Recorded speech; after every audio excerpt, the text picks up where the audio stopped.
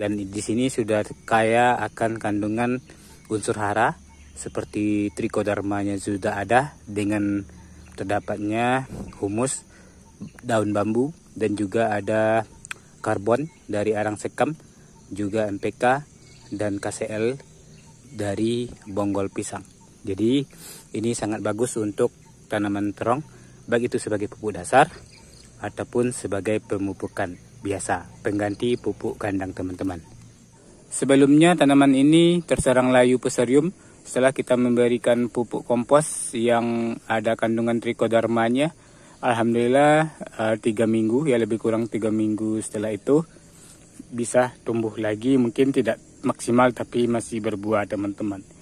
Jadi gimana cara membuat pupuk komposnya, di sini udah akan bagikan. Teman-teman, ini adalah serangan penyakit layu fusarium atau mati gadis terhadap tanaman terong, dan serangan ini sangat berbahaya. Selain susah diobati atau diatasi, juga cepat sekali penularan, gampang menular terhadap tanaman terong yang masih sehat di sekitar kita. Ya, jadi pada video kali ini udah akan berbagi tips bagaimana caranya mengobati atau mengatasi, ya lebih efektifnya mengantisipasi sejak dini agar tanaman terong tidak terserang layu fusarium, yaitu menggunakan kompos dari bonggol pisang dan bahan-bahan alami lainnya, tentunya gratis kita dapatkan di lingkungan sekitar.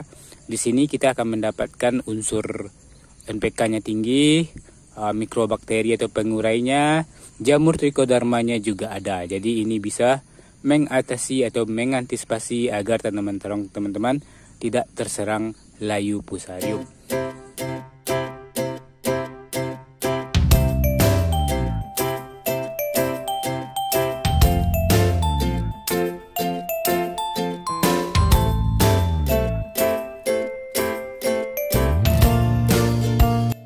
Assalamualaikum warahmatullahi wabarakatuh. Udah doakan bagi teman-teman yang subscribe, tekan tombol lonceng, serta like video ini. Semoga rezekinya semakin lancar dan segala urusannya dipermudahkan oleh Allah Subhanahu wa Ta'ala.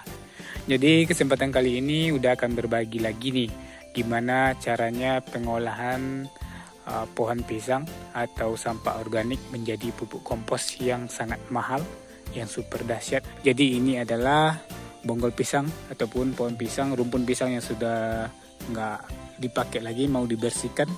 Jadi ini kalau nggak kita bersihkan sampai ke akar-akarnya, sampai ke pangkal-pangkalnya, ini akan tumbuh lagi. Nah ini sebenarnya gudang dari pupuk teman-teman. Jadi ini akan udah olah menjadi pupuk kompos. Baik teman-teman, langsung saja kita lanjut tutorial membuat pupuk kompos dari bonggol pisang atau pohon pisang. Kebetulan sudah membuat stok yang banyak ya teman-teman. Nah sekarang udah contohkan dengan sedikit bahan. Yang pertama bahan yang perlu teman-teman persiapkan yaitu bonggol atau pohon pisang.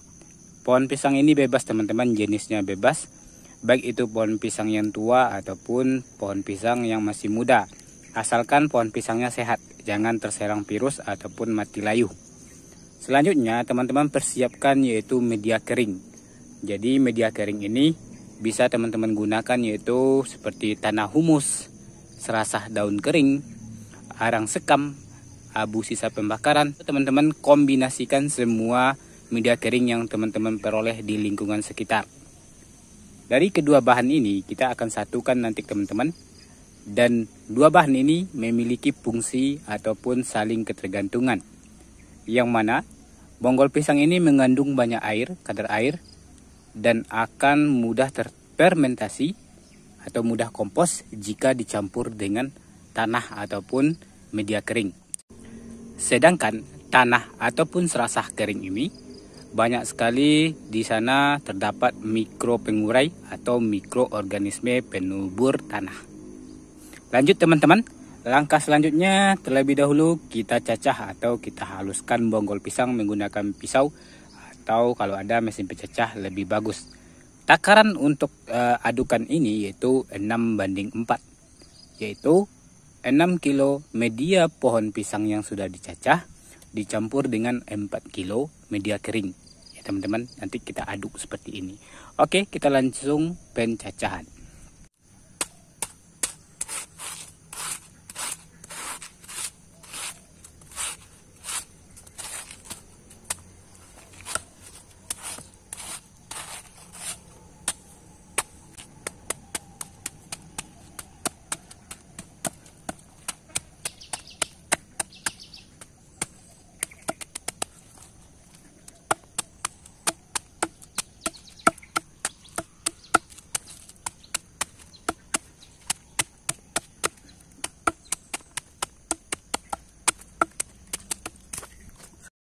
Nah teman-teman, setelah media pohon pisang kita cacah, usahakan sehalus mungkin ya, lebih halus dari ini. Selanjutnya kita langsung mixing atau pencampuran media kering. Jadi perbandingannya 6:4. Jadi seperti ini ya teman-teman. Nah, pencampuran ini akan berguna mempercepat pengomposan atau agar bonggol ataupun pohon pisang ini cepat kering teman-teman. Nah, mudah sekali kan? Oke, kalau sudah tercampur nanti sekiranya sudah merata, teman-teman langsung lakukan pengomposan. Ini pengomposannya secara alami tanpa ada dekomposer ataupun EM4. Jadi untuk pengomposan teman-teman bisa tutup dengan terpal atau diletakkan di tempat yang teduh, tidak terkena hujan. Kalau terkena paparan matahari tidak apa-apa teman-teman. Ya, nanti ini akan seperti ini teman-teman. Jadi proses pengomposan berkisaran 10-15 hari sudah bisa digunakan. Seperti ini teman-teman. Nah teman-teman, setelah kita komposkan selama minimal 15 hari, pupuknya sudah bisa kita aplikasikan ke tanaman terong. Ini sebenarnya bisa digunakan sebagai pupuk dasar agar nanti tidak terserang yang namanya jamur patogen. Dan di sini sudah kaya akan kandungan unsur hara, seperti trichodermanya sudah ada dengan terdapatnya humus daun bambu dan juga ada karbon dari arang sekam, juga NPK dan KCl dari bonggol pisang. Jadi ini sangat bagus untuk tanaman terong, baik itu sebagai pupuk dasar ataupun sebagai pemupukan biasa, pengganti pupuk kandang teman-teman. Jadi alhamdulillah udah nggak menggunakan pupuk kimia untuk tanaman. Nah teman-teman, ada pun beberapa kelebihan dari kompos pohon pisang ini.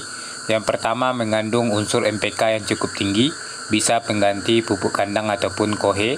Selanjutnya, mengandung unsur hara seperti trichoderma, karena di sini campurannya adalah serasah daun bambu yang sudah kering atau akar bambu atau humus yang ada di rumpun bambu. Selanjutnya ada karbon karena campuran arang sekam. Jadi ini sudah kompleks. Ini bisa digunakan sebagai pupuk dasar untuk tanaman terong ataupun tanaman sayur lainnya. Dan juga sebagai untuk pemupukan susulan ataupun pemupukan tabur pada tanaman sayuran.